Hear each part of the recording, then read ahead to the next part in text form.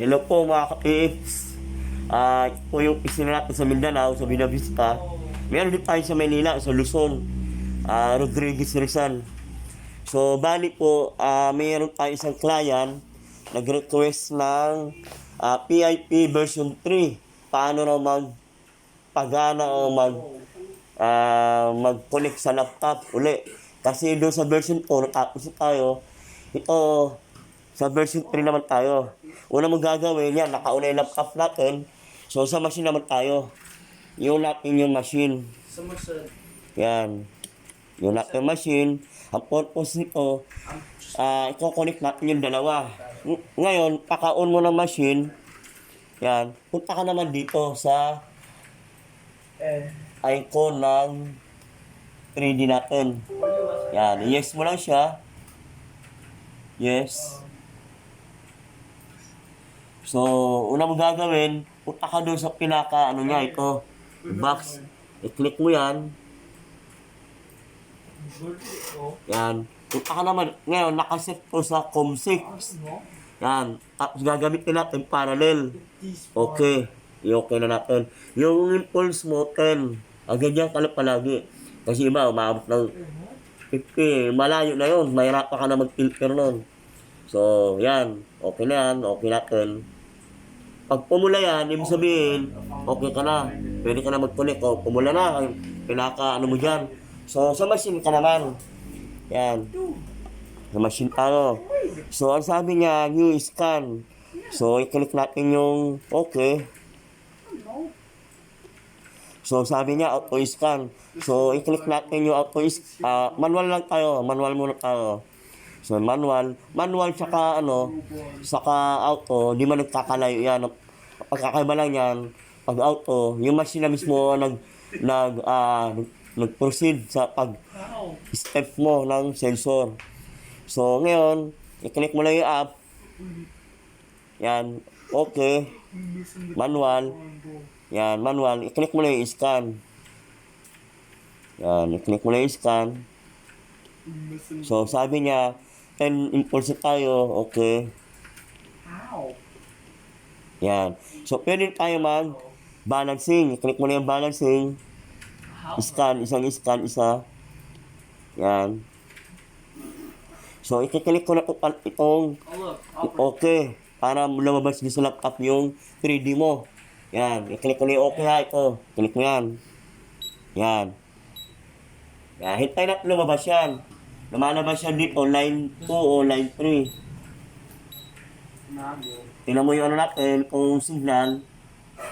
Tingnan mo yan. O yan, lumabas na. Yan, lumabas na yung machine natin. Ngayon, try natin i-scan. Ito naman yung sensor mo, palagi yan facing to south. Kahit, halimbawa, magsisorbe ka ng east to west. Yung mo, nasa south yan. Doon siya naka-facing. So, ganun po, kadali pag-connect. Ngayon, pwede ka na mag-scan. Yan. Lumabas na yung mo, pwede ka na mag-parallel. Parallel ka, di ba? Parallel. Yan. Gagawin mo, ang sensor mo, iiwasan mo na nakaganon, nag-scan ka, iba, nag-scan, nakaganon ng tubo. So, pwede siya yung ground balance natin, mag-error. So, gagawin mo, straight, tapos yung, yung para sa ground balance ng sensor, facing palagi sa south. Yan. Diba? Pumunta ako ng yung south natin. So yung araw mo nandun, pero doon ka mag-scan. Gano'n. Yung araw mo doon nakaharap. Yan. Gano'n siya. Tapos, iwasan mo gumagano yung sensor. Pag-scan ka, o nagaganon. O gumaganon. Kasi, masisira yung ground balance natin ng sensor mo. Yan. Itong ground balance natin, kasi yung earth natin, may sariling po yan, na sariling magnetic field. Kaya kailangan natin po i-balance yung dalawa, na hindi siya mag-distract yung sensor natin ng ground balance na earth. So, yun po, yan. Tapos parallel ka, yan. Tingnan mo yung laptop mo, nag-scan ka. Yan, tingnan mo. So, pag napulo na, babalik ka doon ulit. Pinagalingan mo, pero naligaw mo siya ng marking dito para di ka maligaw. Marking na naman ulit dito, yan. Punta ka naman doon, diba? Sa punto, Yan, napuno na naman yung laptop mo ng 3D. Halimbawa lang, puno na.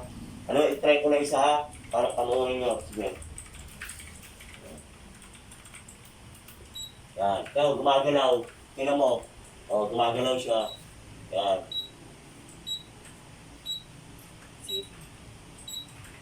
Yan. Pag napuno na yan, balik ka naman dito. Yan. Yung kulay blue na yun, kasi merong kanto dito na nilipat na kasi itong bahay. Yun siya dahil sa widening. So, nakita mo yung void. Yung kulay blue na yun, void po yun. Yung kulay red na yun, ito yun. Yan, yun ang nag-attempt na mag-red. Nahagip niya itong bolt. Ito, nahagip niya. So, ganun po siya. Ulitin natin ha. So, galing na ako dito. Dito naman tayo. Yan. Itinik mo na yung okay. Tignan mo, wala ka lumalabas. Kahit pinilip ko na. Itinik mo na ulit ko. Okay. Yan, may lumabas na. Yan. Yun ang void. Yan. So, yan po ang ano natin. Tapos ito, sabi na, naparay ko na. Kasi ang dami ang tawag dito sa area na to, industrial site. So, marami ng precious metal dito, gaya pong alloy. Kapag dito, ano natin kasi, itong sensor natin, ang wave niya, pag ganun po yan, no? Pag ganun. Ganun po siya. Ilalim naman, pag ganun po siya ilalim. Yan. Parang naka-W wave yan. Kaya kung marami kayong mga, di ba, nag-stand tayo sa site nyo, meron tayong pader dyan. Pwede nyo ilayin ng konti para di siya ma-distract ng mga bakal dyan ng pader. Kapag dinikit ko sa pader yan, pwede niya ma-absorb yung mga kabilyang luma dyan sa ano. So, medyo may adjustment din sa filter, sa 3D natin, sa visualizer. So, gano'n po kadali ito gamitin. So, ngayon, pag tapos ka na, gagawin mo, i-shift mo lang siya. Ito, click mo na yung i-shift. Tapos, i-save mo na yung ano ba, i-shift ko, i-shift ko, no? So, back to normal siya. Yan, back to normal siya, na ibig sabihin, pwede ka na mag-save. Yan, meron na akong mga tutorial about paano mag-save. Kaya, no need to worry na. Ito mga gamit natin, hindi naman sa pagmamayabang, meron din nakakakuha, meron din hindi. Kaya ma-advise ko din sa hindi, hahanap din tayo ng ibang site na mas madali. Ano ba? Kasi ganito po yan, no? Ang success at kakaban po yung palagi is failure. So ngayon, yung failure mo na yun, yun yung magiging puhunan mo. Paano ka magiging success sa next project natin. So sabihin natin, nakakaroon ka na idea, no? Na naranasan mo na yung failure mo. So sa next project mo, di ba, failure ka. Ang una mo nakagit, malalalim na target. Diba, nakagit mo, mga 80 kasi meron tayong history, 80 nakagit yung pinaka-chamber. So, pag sa Maria mo ginamit din yung medyo, ang gamit natin, hindi niya i-register yung mahagit yung aura, yung void. Pero yung sakto din, medyo may adjustment po yan. Kasi yan, ang machine mo, 50 lang, yung nahagit mo, 80. Nahagit niya kung dahil sa laki ng target mo sa baba o sa laki ng void. So, may kakayahan pa rin siya mahagit, kumbaga. Pero hindi, medyo, ano siya, mag-i-error. So, yung error mo, kasi nga, ang nangyari, ang machine mo, 50 lang, ang pinaka-estimate date niya, inagit mo, 80, pero nagit pa rin niya. So, may adjustment palagi. Wala pong 100% na gamit. Ako sinasabi natin dito yung mga negative at positive para yung tao hindi siya mahirapan paano gumamit din ang gamit natin. So, gano'n po. Maraming salamat po sa pagtiwala at laging tandaan. Samahan po lagi ng dasal. At, siyempre, safety first sa site natin. Maraming salamat po. Bansay.